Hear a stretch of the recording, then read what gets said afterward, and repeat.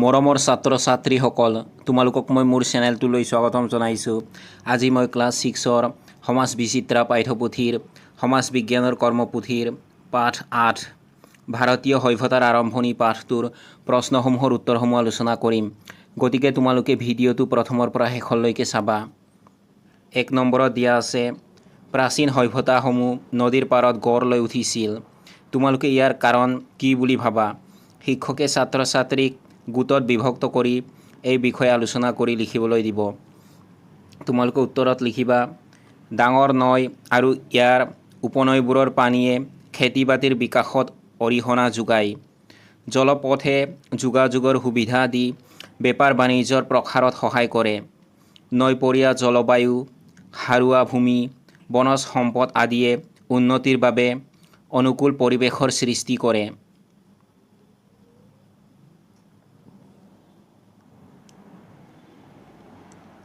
দুই নম্বৰ প্ৰশ্নটো হৈছে, আজিৰ পৰা প্ৰায় 4700 বছৰ পূৰ্বে সিন্ধু নৈৰ পাৰত এক নগৰীয় সভ্যতাই গা কৰি উঠিছিল। বাক্যশাৰীত উল্লেখ কৰা বছৰৰ এই ধাৰণাটোক আমি কিমান খ্ৰীষ্টপূৰ্ব বুলি লিখিব পাৰোঁ? এডাল সময়ৰেখা অংকন কৰি তাত নিৰ্দেশ কৰা। তোমালোকে উত্তৰটো এই বাকচৰ ভিতৰত লিখিবা। তোমালোকে উত্তৰত লিখিবা, হিচাপ। বৰ্তমান সময়ক যদি আমি আনুমানিক 2000 খ্ৰীষ্টাব্দ বুলি ধৰোঁ, তেন্তে 4700 বছৰ পূৰ্বৰ অৰ্থ হ'ব 4000 বিয়োগ 2000 সমান 2700 খ্ৰীষ্টপূৰ্ব। ইয়াত মই তোমালোকক এডাল সময়ৰেখা অংকন কৰি দিছোঁ। তোমালোকে এইখিনি চাই আঁকি ল'বা। এইফালে যীশুখ্ৰীষ্টৰ জন্ম, তাৰপাছত এইফালে তোমালোকে লিখিবা হৰপ্পা সভ্যতা খ্ৰীষ্টপূৰ্ব 2700। এইফালে লিখিবা বৰ্তমান যুগ খ্ৰীষ্টাব্দ 2000। মুঠ বছৰ হৈছে 4700 বছৰ।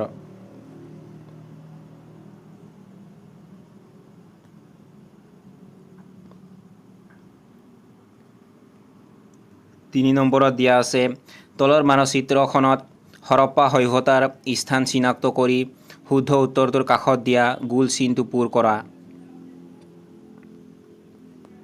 হৰপ্পা সভ্যতাৰ স্থান হ'ব এইফালে। তোমালোকে এইখিনি চাই চিনাক্ত কৰি ল'বা।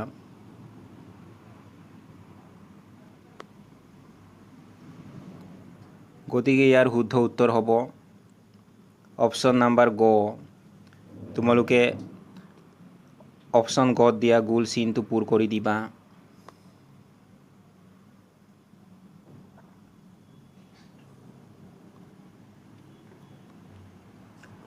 চাৰি নম্বৰত দিয়া আছে, তলৰ চিত্ৰবোৰ চিনাক্ত কৰি বাকচত দিয়া নামবোৰ চিত্ৰৰ তলে তলে লিখা। মই তোমালোকক এই চিত্ৰবোৰ চিনাক্ত কৰি ইতিমধ্যে বাকচত দিয়া নামবোৰ চিত্ৰৰ তলে তলে লিখি দিছোঁ। এই প্ৰথম চিত্ৰটো হৈছে ঘৰৰ ভগ্নাৱশেষ। গতিকে তোমালোকে বাকচত লিখিবা ঘৰৰ ভগ্নাৱশেষ। এই চিত্ৰৰ তলত লিখিবা তোমালোকে নলা নৰ্দমা।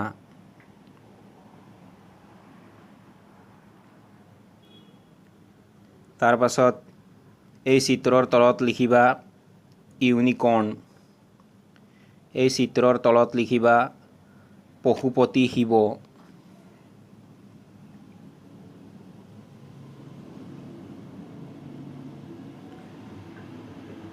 এইখন চিত্ৰৰ তলত লিখিবা তোমালোকে হৰপ্পা লিপি।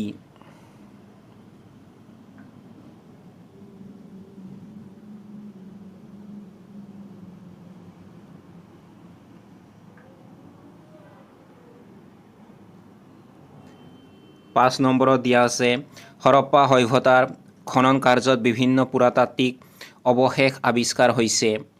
হৰপ্পা সভ্যতাৰ সময়ৰ এই অৱশেষৰ পৰা আমি কিছুমান সিদ্ধান্তত উপনীত হ'ব পাৰোঁ। প্ৰথমটো বাকচত এনে কিছু অৱশেষৰ বিষয়ে উল্লেখ আছে। তোমালোকে এইবোৰ দ্বিতীয় বাকচত দিয়া সিদ্ধান্তসমূহৰ লগত মিলোৱা। মই তোমালোকক প্ৰথমটো বাকচত দিয়া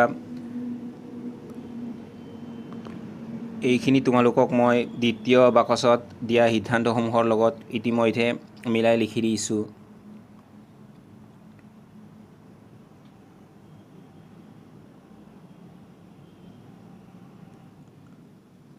ক নম্বৰত দিয়া আছে নগৰ পৰিকল্পনা আৰু নিৰ্মাণ। এইটো তোমালোকে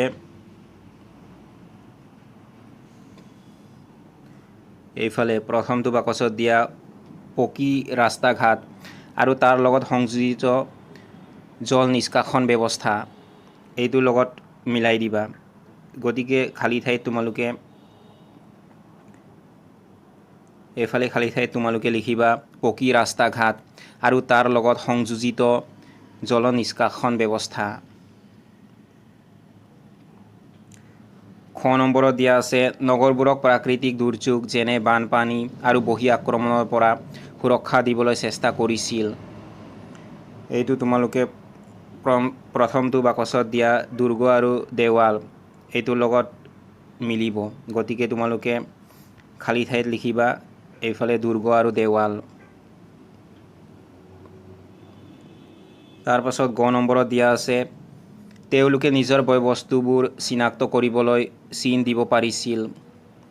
এইটো তোমালোকে প্ৰথমটো বাকচত দিয়া চিল মোহৰৰ লিপি এইটোৰ লগত মিলাই দিবা। তোমালোকে খালী ঠাইত লিখিবা চিল মোহৰৰ লিপি।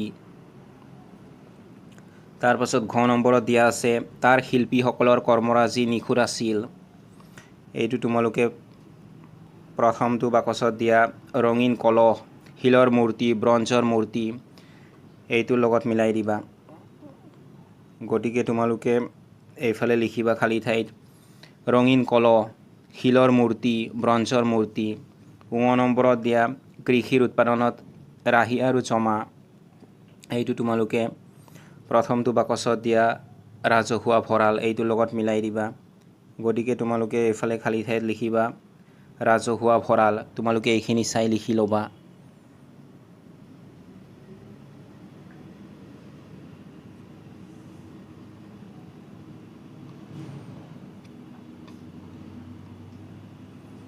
ছয় নম্বৰত দিয়া আছে তলৰ বাকচত কিছুমান নদীৰ নাম দিয়া আছে।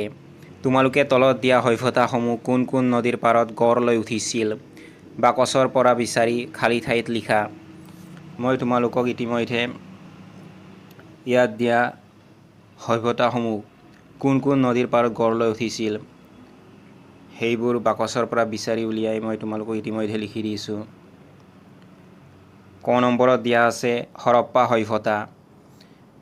এইটো সিন্ধু নদীৰ পাৰত গঢ় লৈ উঠিছিল। গতিকে তোমালোকে বাকচটোৰ পৰা এইটো সিন্ধু এইফালে লিখি দিবা। তাৰ পাছত খ নম্বৰত দিয়া আছে মিছৰীয়া সভ্যতা। এইটো নীল নদীৰ পাৰত গঢ় লৈ উঠিছিল। গতিকে তোমালোকে এইফালে লিখিবা নীল। গ নম্বৰত দিয়া আছে চীনা সভ্যতা। এইটো হুৱাংফু নদীৰ পাৰত গঢ় লৈ উঠিছিল। গতিকে তোমালোকে এইফালে হুৱাংফু লিখিবা। ঘ নম্বৰত দিয়া আছে মেছ'পটেমিয়া সভ্যতা। এইটো টাইগ্ৰিছ নদীৰ পাৰত গঢ় লৈ উঠিছিল। এইফালে তোমালোকে লিখিবা টাইগ্ৰিছ।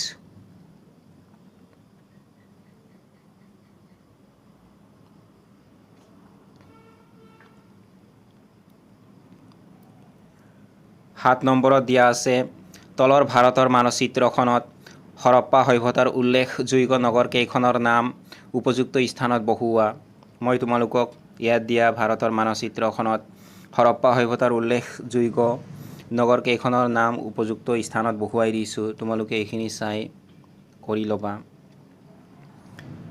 এইফালে তোমালোকে লিখিবা মাণ্ডা, এইফালে লিখিবা হৰপ্পা, এইফালে লিখিবা কালিবাংগান, এইফালে লিখিবা কডিজি, এইফালে লিখিবা ধুলভিৰা, এইফালে লিখিবা লোথাল, এইফালে লিখিবা তোমালোকে চুটকাচেন্দৰ, এইফালে লিখিবা মহেঞ্জোদাৰো, এইফালে লিখিবা ৰাণাঘুণ্ডাই, এইফালে লিখিবা ঘুমলা, এইফালে লিখিবা ৰেহমান ধেৰি।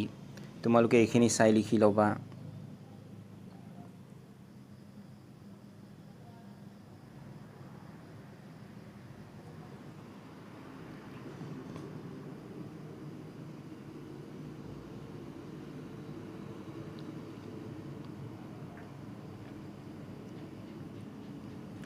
8 নম্বৰত দিয়া আছে হৰপ্পা সভ্যতাৰ খনন কাৰ্যত কিছুমান মাটিৰ বাচনৰ অৱশেষ পোৱা গৈছে। তলৰ চিত্ৰটোত কলহৰ কাষত থকা টুকুৰাবোৰ সঠিক ঠাইত বহুৱাই চিত্ৰটো সম্পূৰ্ণ কৰা। এই চিত্ৰটো তোমালোকে নিজে সম্পূৰ্ণ কৰিবলৈ চেষ্টা কৰিবা। এই চিত্ৰটোৰ কাষত থকা টুকুৰাবোৰ যেনে এইফালে তোমালোকে এই টুকুৰাটো বহুৱাই দিবা। তাৰপাছত এইফালে তোমালোকে এইফালে এই টুকুৰাটো এইফালে এই টুকুৰাটো বহুৱাই দিবা। তাৰপাছত এইফালে তোমালোকে এইটো টুকুৰা বহুৱাই দিবা। তাৰপাছত এইফালে এইটো টুকুৰা বহুৱাই দিবা। তাৰপাছত এইফালে এইটো টুকুৰা বহুৱাই দিবা। তাৰপাছত এইখিনি এইফালে বহুৱাই দিবা। তাৰপাছত এইখিনি এইফালে বহুৱাই দিবা এইফালে। তাৰপাছত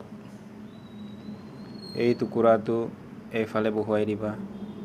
তাৰপাছত এই টুকুৰাটো কোনফালে বহুৱাই দিবা, এইটো এইফালে বহুৱাই দিবা। তাৰপাছত এইটো টুকুৰা এইফালে বহুৱাই দিবা। এইদৰে তোমালোকে নিজে এইটো কৰিবলৈ চেষ্টা কৰিবা।